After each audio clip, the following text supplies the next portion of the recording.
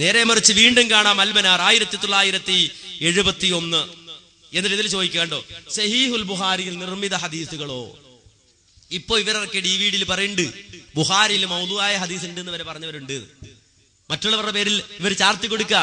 പക്ഷേ 1971 വളരെ വ്യക്തമായ ഷെയ്ഖ് മുഹമ്മദ് മൗലവി മറുപടി പറയാൻ നോക്കൂ. സഹീഹുൽ ബുഖാരിയുടെ വിശ്വാസയോഗ്യതയും പവിത്രതയും മറ്റൊരു ഗ്രന്ഥവും വിശുദ്ധ ഖുർആൻ അല്ലാത്ത അർഹിക്കുന്നില്ലെന്ന പരമാർത്ഥം പ്രസ്താവിച്ചിട്ട് വേണ്ട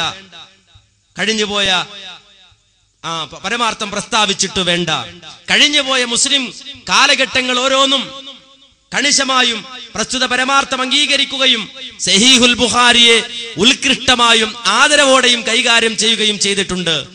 എന്നാൽ മറ്റെല്ലാ വിഷയത്തിലും എന്ന പോലെ പൊളിച്ചെഴുത്തിന്റെ മുഖം പുതിയ കാലഘട്ടം സഹീഹുൽ ബുഖാരിയെയും കരുതേക്കാതെ കഷക്കേറിയാതെ വിട്ടില്ല.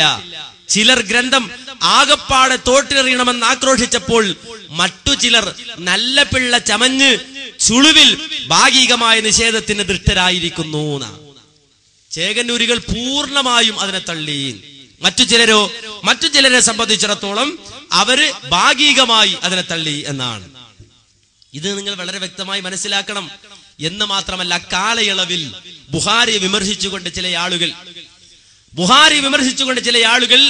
ബുഖാരിയിലെ ഹദീസുകളെ പരിഹസിച്ചുകൊണ്ട് ലേഖനം എഴുതിയപ്പോൾ അതിന് ഷെയ്ഖ് മുഹമ്മദ് മൗലവി മറുപടി എഴുതി കൊടുത്തു.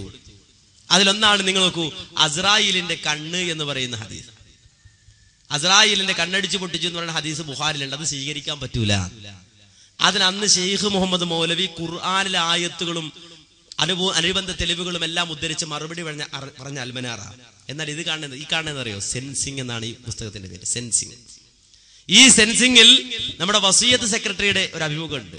വസീയത്ത് സെക്രട്ടറി എന്ന് പറഞ്ഞാൽ KP വസീയത്ത് ചെയ്തിരുന്നു എന്നാണ്. എന്തിന്? അടുത്ത സെക്രട്ടറിയെ. അങ്ങനെ സെക്രട്ടറി ആകണമെന്ന് ആഗ്രഹിച്ച് ഏതാണ്ട് പിന്നീട് ഒരുപാട് കൊല്ലം കാത്തിരുന്ന് അവസാനം അപ്പേര് പറഞ്ഞ സംഘടന പിളന്ന് പിന്നെയും 10 കൊല്ലം സെക്രട്ടറി ആകാൻ കാത്തിരിക്കേണ്ടി വന്ന വസീയത്ത് സെക്രട്ടറി AP കാന്തപുരം സുന്നികളുടെ സെൻസിങ്ങിന് കൊടുത്ത അഭിമുഖമാണ്. ഈ അഭിമുഖത്തിൽ ഒരു ചോദ്യം, എന്താ ചോദ്യം എന്നറിയോ? ചോദ്യം, താങ്കൾക്ക് 65 വയസ്സായല്ലോ. ഈ കാലത്തെ പഠനത്തിനിടയിൽ സഹീഹുൽ ബുഖാരിയിലോ മുസ്ലിമിലോ താങ്കൾ ലഈഫായ ഹദീസുകൾ കണ്ടെത്തിയിട്ടുണ്ടോ? സനദിൽ പിശകുണ്ടാവില്ലെന്ന് നേരത്തെ നിങ്ങൾ പറഞ്ഞു. മത്തിനിൽ വല്ല തെറ്റും, ബുഖാരി വല്ല തെറ്റും കണ്ടിട്ടുണ്ടോ എന്ന് ചോദിച്ചു. അതിന് മറുപടി, ഹദീസ് സഹിയാണെന്ന് പറഞ്ഞാൽ മാ യജൂസുൽ അമലു ബിഹി, ബ്രാക്കറ്റിൽ ആരാധന അനുവദനീയമായത് എന്നാണ്. നമ്മുടെ അമലിനെ ബാധിക്കുന്ന ഒരു കാര്യം ബുഖാരിയിൽ സ്വഹീഹ് അല്ലാത്തതില്ല. അമലിനെ ബാധിക്കാത്ത കാര്യത്തിൽ ഞാൻ കൂടുതൽ വിശദീകരണത്തിന് പോയിട്ടില്ല. അമലുമായി ബന്ധപ്പെട്ട എല്ലാ ഹദീസും സഹിയാണ്. പക്ഷെ അമലുമായി ബന്ധപ്പെടാത്ത വിശ്വാസവുമായി ബന്ധപ്പെടുന്ന ഹദീസുകളെ കുറിച്ച് ഞാൻ കൂടുതൽ പഠിച്ചിട്ടില്ല.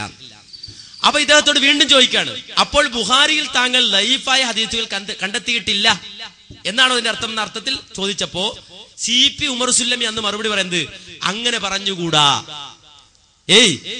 ബുഖാരിയിൽ ലഈഫായ ഹദീസുകൾ കണ്ടെത്തിയിട്ടില്ല എന്ന് പറഞ്ഞുകൂടാ. നമ്മളുടെ അമലിനെ ബാധിക്കുന്ന കാര്യത്തിൽ ബുഖാരിയുടെ ഹദീസുകളെല്ലാം ശരിയാണ്. അമലിനെ ബാധിക്കാത്ത ചില കാര്യങ്ങളുണ്ട്. എന്താണ് ആ കാര്യം? മലക്കുൽ മൗത്തിന്റെ ഒരു കണ്ണ് മൂസാ നബി അടിച്ചു പൊട്ടിച്ചു എന്നതുപോലെ അത് വിശ്വസിക്കാൻ പ്രയാസമുണ്ട്. ഉണ്ടോ? ബുഖാരിയിലെ ഹദീസാണ്. അതെ, മലക്കുൽ മൗത്ത് മൂസാ നബിയുടെ അടുക്കലേക്ക് വന്നപ്പോ മൂസാ നബി അടിച്ചു അടിച്ചപ്പോ കണ്ണുപൊട്ടി. മനുഷ്യരൂപത്തിലാ വന്നത്. മൂസാ നബിയുടെ അടി കൊണ്ടാൽ ഖുർആൻ പഠിച്ചവൻ പറയാ എന്താ, കണ്ണുപൊട്ടിയ പോരാന്നാ. കാര്യം എന്താ?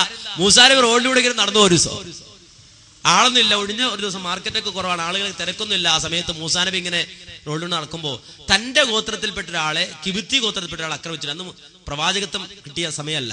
മൂസാ നബി സാധാരണ ഫിറഔന്റെ കൊട്ടാരത്തിൽ കഴിഞ്ഞ് അങ്ങനെ ഒരു ദിവസം ആളുകൾ ഒഴിഞ്ഞ സമയത്ത് പുറത്തേക്ക് ഇറങ്ങിയതാ. അപ്പോ തന്റെ ഗോത്രത്തിൽപ്പെട്ട ആളെ എതിർ ഗോത്രക്കാരെ അടിക്കുക. അപ്പൊ മൂസാ നബി ഇങ്ങനെ പോകുമ്പോ